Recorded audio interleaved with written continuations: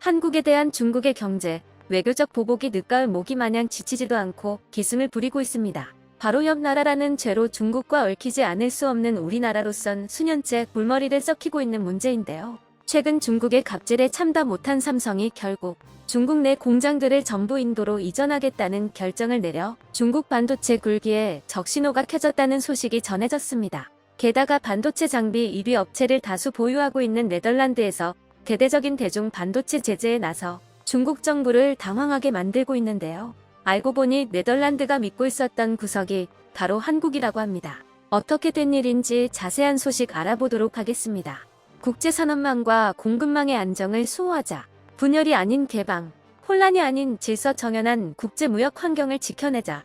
혼란한 지금의 국제무역 시장에서 많은 것을 시사하는 발언입니다. 내용만 본다면 누구나 납득할 수밖에 없는 주장을 담고 있죠. 그런데 이 말을 한 사람이 누구인지 알게 된다면 신기하게도 설득력이 0이 되어버리고 맙니다. 지난 30일 중국 외교부장 칭강은 네덜란드 부총리 겸 외교부 장관인 미쿠 훅스트라와의 통화에서 중국은 네덜란드와 다양한 분야에서 협력을 강화하기를 원한다며 국제산업망과 공급망의 안정을 공동으로 수호하자고 말했다고 중국 외교부를 통해 밝혀졌습니다. 또한 분열이 아닌 개방, 혼란이 아닌 질서 정연한 국제무역 환경을 지켜내자고 덧붙였다고 전해졌습니다. 이날 통화는 네덜란드가 최근 워싱턴 DC에서 미국과 함께 일부 첨단 반도체 장비의 중국 수출 규제에 합의했다는 소식이 전해진 직후 진행됐었다고 합니다. 네덜란드의 반도체 제조 장비 회사인 ASML은 미국과의 합의를 통해 반도체 제조 핵심 장비인 심자회선 노광 장비의 중국 수출을 차단하겠다는 결정을 내렸습니다.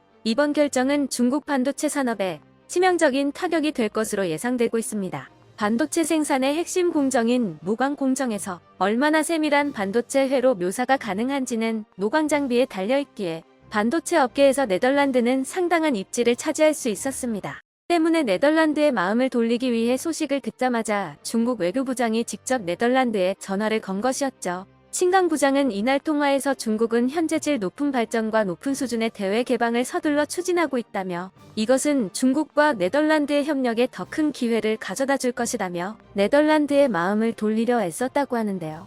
하지만 네덜란드 훅스트라 장관은 계속해서 책임 있는 방식으로 대중국 경제 무역 업무를 처리할 것이라며 반도체 장비 수출 금지에 대해서는 언급을 피했다고 전해졌습니다. 결국 이날 통화로 얻어낸 소득은 네덜란드가 중국에 완전히 등을 돌렸다는 사실뿐이었죠. 이번 결정으로 인해 수십조를 쏟아부은 중국의 반도체 굴기가 뿌리부터 무너져버릴 위기에 처했습니다. 하지만 이번 사태는 명백히 중국의 자업자득으로 일어난 일입니다. 그동안 조금만 자신들의 심기에 거슬려도 보복을 외치며 외교적, 경제적 제재를 일삼아왔던 곳이 중국입니다. 그런데 이제 자기들이 보복을 당할 때가 오자 공정한, 질서 정연한 무역, 공급망의 안정을 외치고 있는 꼴에 헛웃음이 나올 지경입니다. 네덜란드가 중국에서 등을 돌렸다는 소식에 기뻐하지만은 못하고 있는 이들이 있으니 바로 ASML의 투자자들입니다. ASML의 매출 중 상당 부분을 중국이 차지하고 있기 때문에 이번 합의로 올해 실적에 악영향이 오지 않을까 걱정하고 있는 건데요.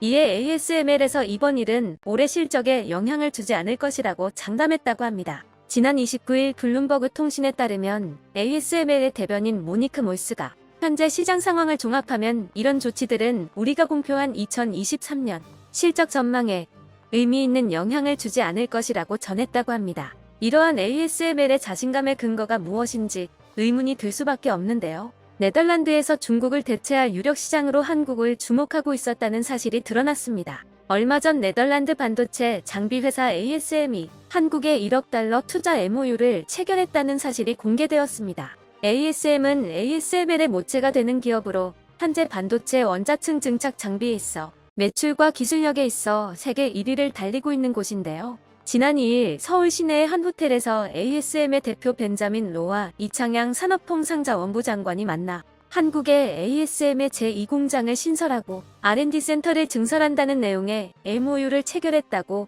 언론을 통해 보도되었습니다. 성사된다면 한국의 1억 달러의 대규모 투자가 이루어짐과 동시에 반도체 첨단 기술의 국내 이전은 물론이고 반도체 공급망 확보와 수출 확대에도 크게 기여할 것으로 예상되고 있습니다.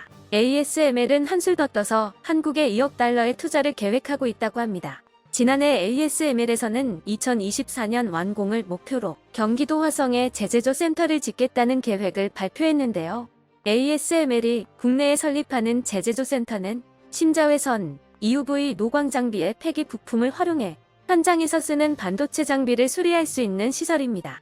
ASML의 핵심 고객사인 삼성전자, SK하이닉스 등은 ASML의 장비 부품 등을 쉽게 조달할 수 있어 반도체 경쟁력 확보에 도움이 될 것으로 기대받고 있습니다. 그리고 지난해 11월 ASML의 제재조 센터와 교육시설 등을 갖춘 총 1만 6천 제곱미터 규모의 경기 화성 뉴캠퍼스에 비공식이 진행되었습니다. 뉴캠퍼스의 완공까지 ASML은 2025년까지 한국에 총 2억 달러를 투자할 예정입니다. ASML의 CEO 피터 베닝크는 한국의 제재조 센터와 트레이닝 센터를 짓는 것은 ASML의 기술이 한국 고객에 더 가까워진다는 의미라며 한국 고객 비즈니스가 급격히 성장하고 있는데 이번 투자는 단지 시작일 뿐이라고 말했습니다. 이처럼 ASML과 같은 네덜란드 반도체 장비 회사들이 연이어 한국에 대규모 투자를 이어나가고 있는 상황입니다. 업계에서는 이런 대규모 투자를 유치할 수 있었던 이유로 한국의 기술력과 높은 신용도 덕분이라고 판단하고 있습니다.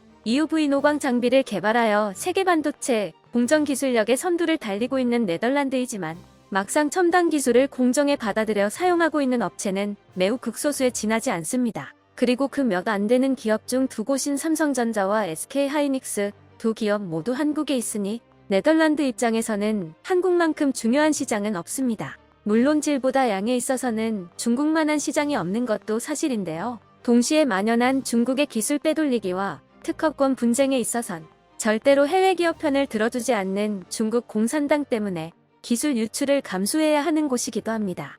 결국 네덜란드는 반도체 산업에 있어 중국 시장에서 볼 수 있는 이득보다 미국과의 연합, 한국으로의 투자 확대로 얻어낼 수 있는 이윤이 더 크다고 판단하여 중국에서 완전히 등을 돌리는 선택을 한 것으로 보이고 있습니다. 미국의 주도하로 이루어진 대중 반도체 규제에 중국이 국가사업으로 추진하던 반도체 굴기가 하락세를 면하지 못하고 있습니다. 중국에서는 미국과 미국의 대중 제재에 동참하는 국가들에게 비난을 보내며 국제 반도체 시장을 어지럽히는 행위라고 규탄하고 있는데요. 이 같은 중국의 행태에 남이 하면 불륜 내가 하면 로맨스냐고 말하고 싶은데요. 그동안 가장 적극적으로 무역을 통한 경제 보복을 저질러왔던 곳이 바로 중국입니다. 최근에는 한국인 입국자에 대한 PCR 검사를 의무화하여 입국 절차를 복잡하게 만들고 있는데요. 게다가 한국의 중국발 입국자의 방역 강화에 대한 중국의 보복 조치로 한국인을 콕 집어 중국 비자 발급을 제한하기까지 했습니다.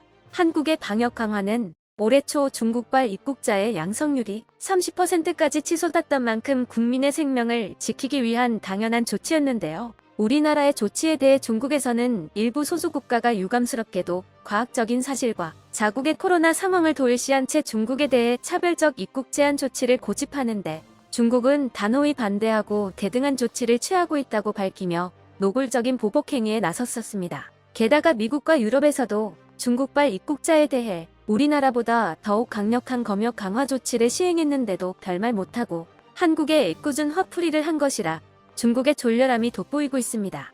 하지만 더 이상 우리나라가 당해주기만 해야 하는 위치가 아닙니다. 계속되는 중국의 경제보복, 행위와 치솟는 코로나 감염률, 중국의 높아지는 임금과 낮은 성장률 등 중국과 함께 사업하는데 장점보다 리스크가 크다고 기업인들이 판단한 것 같습니다.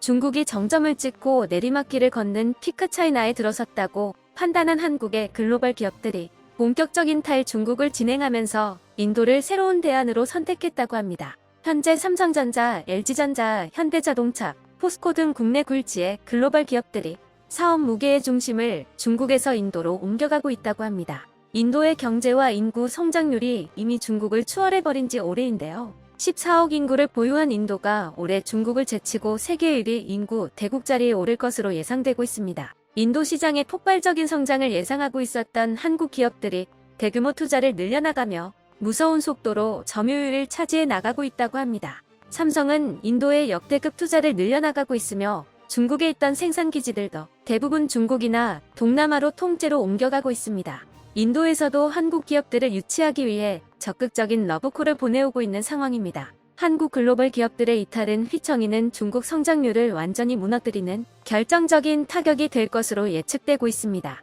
자기가 때릴 땐 즐거웠지만 직접 맞아보니 아파서 제정신을 못 차리고 있습니다. 이 모든 게 결국 중국의 업보이죠.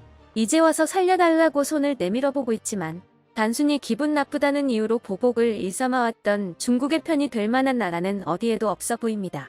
끝까지 시청해주셔서 감사합니다. 도움이 되셨다면 좋아요를, 다른 이야기도 궁금하시면 구독을 눌러주세요.